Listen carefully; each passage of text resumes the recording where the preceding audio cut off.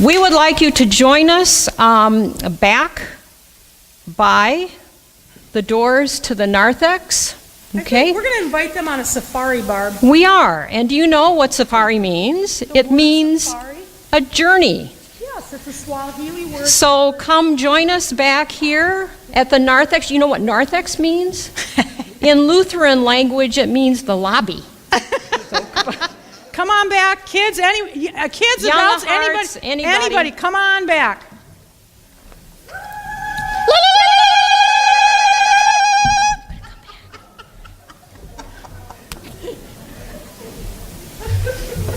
Okay, start.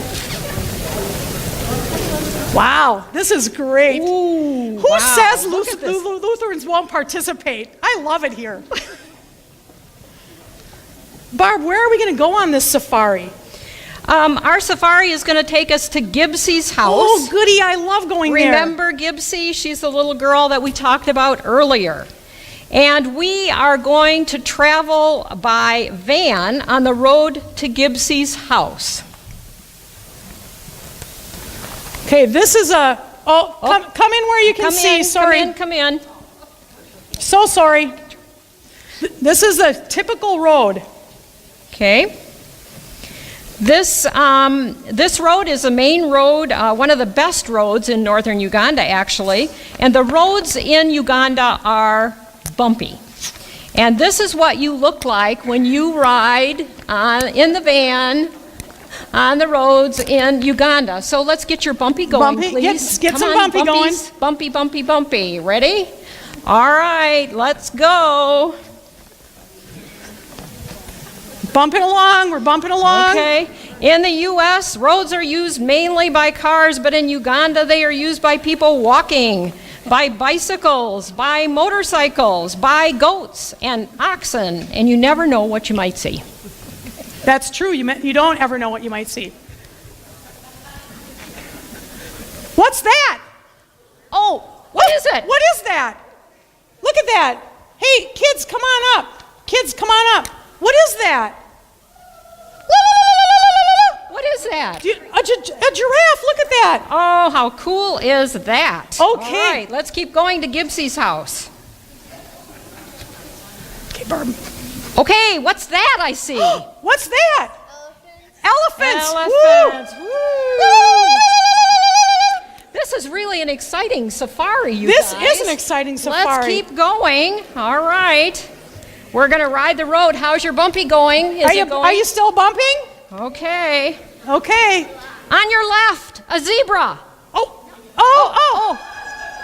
a zebra. A gazelle? That's not a zebra. Karen, what could it be? What is it, you guys? I think it's a gazelle. Anybody know what it is? A what? It's called a hartebeest. It's a hartebeest. A hartebeest. They're the most unusual looking animal. Okay, back on the keep bumpy. going. We got to get going. Okay, we're going to turn on the road to Gibbsie's Do we have our house. net people? We do. Oh, excellent. Okay, here's the road to Gibbsie. So this would be a typical road in Uganda. All right. Really bumpy. Come on. Bumpy, bumpy, bumpy. And now we have to cross the river. Okay. Okay, Barb's in that car. Yep. Pull your pant legs up so Yep. you don't get your Don't pants get your wet. pants Okay, wet. don't want to get your pants wet. All right. Do you know, just think the kids in Okara have to cross this river in order to get to school. Every day they make this crossing by walking through it. Oh, here we are at Gibbsie's house. Can we have our helpers for Gibbsie's our house? mosquitoes. Don't we have some helpers? Our net holders. Sorry, yes. I just gave up the... Okay, you know what? While they're getting that ready, I have a question for you guys. What is it? Come on up. We're going to get our helpers here. Kids, yep. So what is it? Let's see if I can do this with you. So what is it that we have in the summer here? Mosquitoes? Yes, mosquitoes. And what is it about mosquitoes that we find so annoying?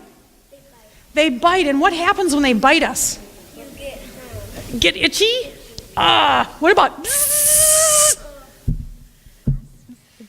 yeah, they buzz, don't they? Wasps and mosquitoes. Mosquitoes, they buzz your ears, yeah? Gnats, they're buzzing on you. So, do you guys know what this is? It's a mosquito net. Now, would you guys like to climb underneath the mosquito net for a minute? Go ahead and give it a try. Now, this would be a mosquito net that would be given to a family in Uganda or in other sub-Saharan countries or where malaria is a problem, and they would sleep under this. In Africa, where we distributed this square kind of net, we discovered that on average 6 people sleep under one mosquito net because there's not a lot of them available or wasn't. So kids, let me ask you this. Our mosquitoes are really annoying, right? They bite us and they give us little itchy things and they buzz around and they're just annoying, right? But we don't really get sick from them. We just get mosquito bites, huh? But in Uganda, if people get mosquito bites, they can get malaria. And that is a disease that makes you get very sick. So you can't go to work, you can't go to school, you just have like a very serious flu. And sometimes people die from malaria, okay? So it's really a serious illness. So by sleeping under a mosquito net, they're able to keep themselves safe. Okay, and here is Gibsy and her parents, Christopher and Esther. You can come on out, and I'm going to have you guys head back to your seats, and while you're going back, I just... It smells like bugs in there. Thank you so much, Thank helpers. you. Thank Let's you. encourage our helpers. Excellent. So there's a few things that I want to share with you about malaria. It is preventable and curable. Let me turn this off so I don't... and in Uganda, there's about 300 people who die from malaria every single day. And children under the age of 5, pregnant and nursing mothers, and infants are the most vulnerable populations. And in this school where Barb and I visited in Okora, their enrollment is right around 500. And over the course of this current year, 40 to 50 of those children will die because of malaria or complications due to malaria. So it's still a very serious problem. All right. I'll just stay up here. You sure? Yeah. All right. Okay. I'm going to tell a story now. I know it seems like a long time ago that we heard the gospel, but there's a couple of things about that I want to say. First is that just ahead of this reading, we had Jesus saying, "Who do you say that I am?" And there were a lot of guesses about that, right? You're John the Baptist, you're Elijah, prophet. And then Peter speaks up and says, "You're the Messiah." Right? Who do you say that I am? And then we come in today's reading, and there's this conversation and this discussion about if you're going to follow me, you need to pick up your cross and you need to carry it, right? Remember that? And then at the end of today's reading, it talks about how if you're ashamed of me, I'm ashamed of you. And I think that we find this to be a really difficult verse to read for those reasons. And I just want to talk a little bit about that. This picture was taken in the city streets of Kampala. I know nothing about this person. I can make a lot of assumptions about this person.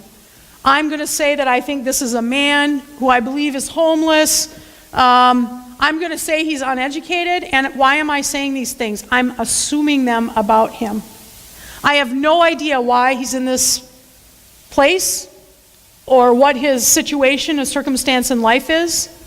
But we tend to group people. We see them and then we say, this is who they are. This is what they are. And this is the way that we treat them without even really thinking about it. When Jesus says, this adulterous generation who is I'm going to be ashamed of, I have a question for you that I want you to be thinking about for just a few minutes. What is it in your life that you feel badly about, that you feel guilt over, that you feel shameful about, that makes you feel that you are less than who you were created to be? In our culture here in the United States, our work, our job is our identifier. How many times when you meet someone, "Hi, I'm Karen. I'm in seminary." Okay? I used to say, "I work for Life Touch. I work for LWF." Immediately it's my identifier. Maybe our identifier is that we're a mother. Maybe my identifier is that I needed to ask for assistance and get food stamps. Maybe my identifier is that I'm struggling with addiction. Whatever that might be.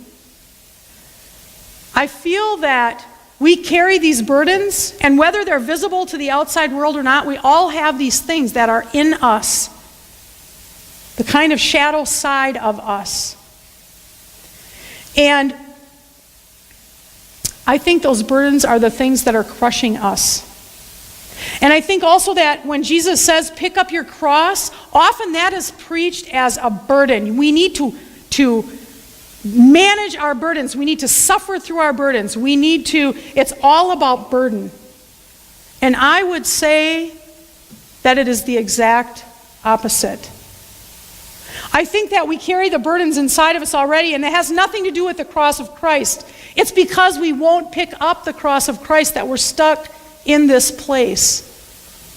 And if we can give up that burden and lay it at the foot of the cross, imagine how much lighter we would feel. Amen. Imagine how much lighter we would feel. People think, okay, here's the goodness of Christ, and here I am, this bad person, flawed, sinful person. But in reality, it doesn't hit, it's over, it's dissolved, it's forgiven. So I invite you to just lay whatever might be blocking you from being and living into what God created you to be. Lay it at the foot of the cross. Hope against hope. God's promise is for you too. Amen. Amen. The hymn of the day, we are marching in the light, ELW 866. Those of you that have instruments, feel free to shake them, and we can even march. Yeah. You can shake, you can march, you can go up and down the aisle. We're going to march, dance, pray, and sing. And even if you want to sit, you can even sit in the light of God. I'm telling you, it happens. Yeah.